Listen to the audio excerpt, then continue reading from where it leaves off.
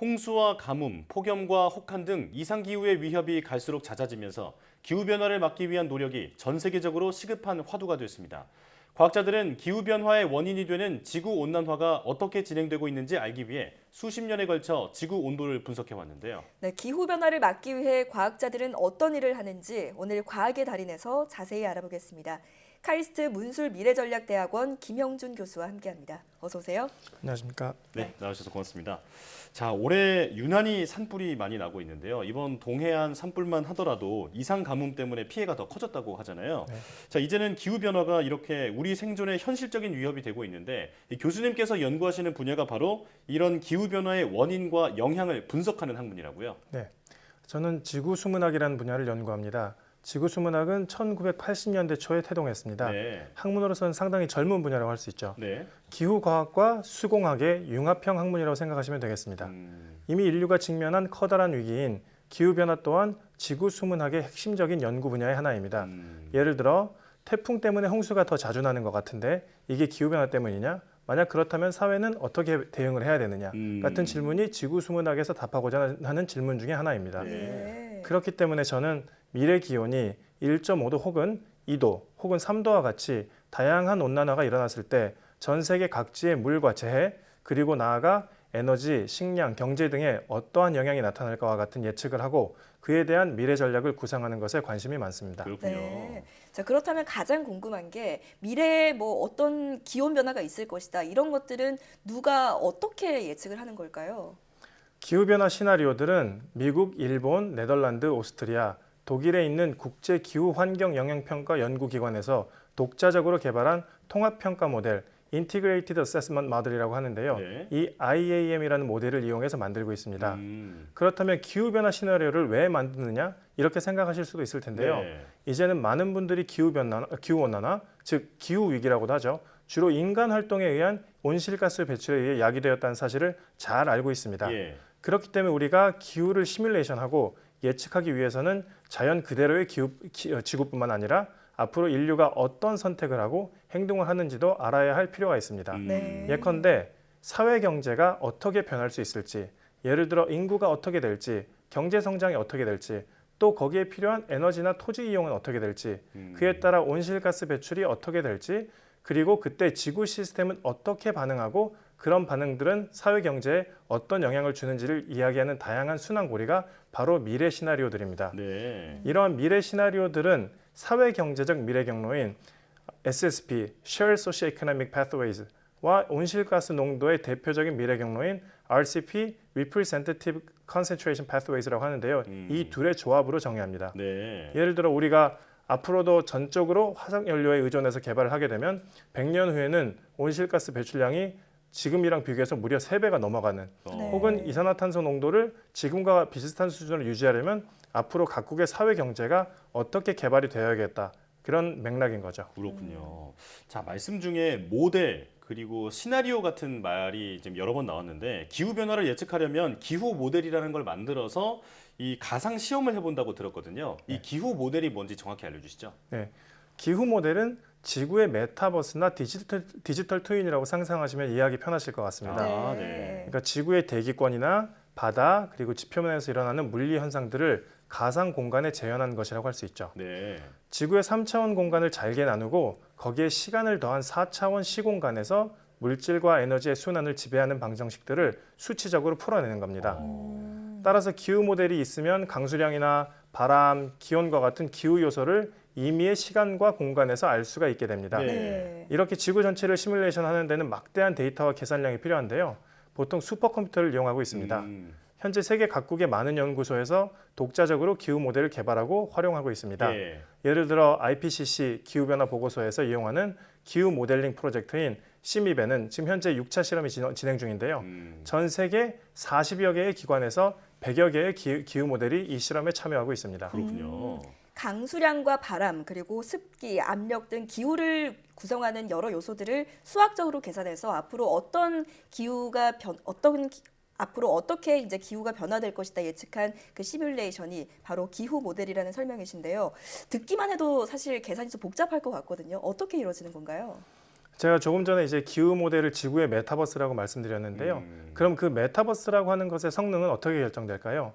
우선 메타버스 자체에 정교함이 있겠죠. 예. 얼마나 많은 부분을 현실과 비슷하게 구현하는가에 대한 문제입니다. 네. 기후와 같이 거대하고 복잡한 시스템은 굉장히 많은 구성 요소가 있고 기후 시스템을 구성하는 각각의 요소들에 대해 우리의 이해와 구현된 모델이 아직 완벽하지 않습니다. 네. 그래서 지금 이제 지난 50여 년간 기후 모델이 컴퓨터의 성능이 올라가면서 AI라든지 아니면 인공위성과 같은 새로운 방법론들이 개발되면서 새로운 지금까지 이제 인공위성이 있으면서 지금까지 관측하지 못했던 기후 요소를 감지할 수 있게 되면서 눈부신 성능 개선을 이뤄냈지만 아직 많은 부분에서 갈 길이 멀다 해도 과언이 아닙니다. 네. 여기에 더해 제가 이제 조금 전에 IPCC 보고서에서 이용되는 모델이 100여 개 정도 있다고 말씀드렸는데요. 네. 그 모델들은 서로 다른 예측 성능을 가지고 있습니다. 각 기관에 따라 다양한 제약 조건이 있을 수도 있고요. 또는 활용 우선순위가 다를 수 있기 때문에 모델의 개발 및 검증 과정 또한 서로 다른 상황입니다. 그런데 문제는 IPCC의 기후변화 보고서와 대다수의 기후변화 관련 연구들은 기후 예측 결과들을 이용할 때 각 모델의 성능에 따른 차등을 두지 않고 단순하게 평균을 내는 방법을 주로 이용하고 있다는 것입니다. 그렇군요. 예측 성능이나 그 특성과 관계없이 이 100여 개 그 모델에서 나오는 결과를 그냥 평균을 내버리니까 이게 더 정확한 예측이 불가능해진다. 예, 이렇게 정리할 수 있겠는데요. 자, 이게 오늘 이제 주제가 될 텐데 이런 문제를 개선하는 방법을 이제 교수님께서 연구하고 계시다고 들었습니다. 네. 직접 소개해 주시죠. 미래의 기후 변화에 대한 연구는 주로 이제 좀 전에 말씀드렸던 CMIP이라는 기후 모델링 프로젝트를 이용하는데요. 네. 저희가 CMIP을 활용해 1850년부터 2100년까지의 기후를 시뮬레이션 해봤습니다. 네. 지금 화면에 3D로 된 지구 구면이 나오고 있을 텐데 네. 네. 보시는 바와 같이 시간이 갈수록 점차 지구가 더워지는 것을 알 수가 있고요. 네. 2100년에 우리가 탄소 중립을 실천해서 지구 기온이 2도 이내의 상승을 멈춘다면은 왼쪽 지구처럼 될 테고요. 4도 상승한다면 오른쪽 그림처럼 되는 걸 알 수가 있겠습니다. 네. 그리고 이제 방금 보신 3D로 된 지구 구면은 100여 개의 모델이 동원돼 시뮬레이션한 시나리오의 결과인데요. 예. 모델이 다양한 만큼 여러 예측값이 존재합니다. 그렇기 때문에 불확실성이 존재하죠. 예. 저희 연구팀은 실제 온도 변화를 잘 예측하지 못한 모델들을 골라내는 방법을 제안하고 그러한 모델을 뺐을 때 예측 성능이 어떻게 개선되었는지에 대한 연구를 진행했습니다. 예. 네. 그 결과 강수량의 예측 불확실성을 크게 감소할 수 있다는 것을 밝혔고요. 저희는 미래의 강수량 변화에는 에어로졸의 영향이 거의 없을 것이라 가정하고 세계 평균 에어로졸 배출량이 거의 변하지 않는 최근 30여 년간의 기간을 선택해 모델을 평가했습니다. 예. 기온 변화는 주로 온실가스의 농도 변화에 의해 결정되지만 강수량 변화에는 온실가스와 대기 오염 물질인 에어로졸이 함께 작용하는데요. 네. 앞으로 이 에어로졸은 적극적인 대기 오염 대책으로 배출이 크게 감소할 것이라고 저희는 예측하고 있습니다. 아, 네. 자, 그렇다면 이번 연구 결과는 전 세계적으로 최초인 건가요? 네.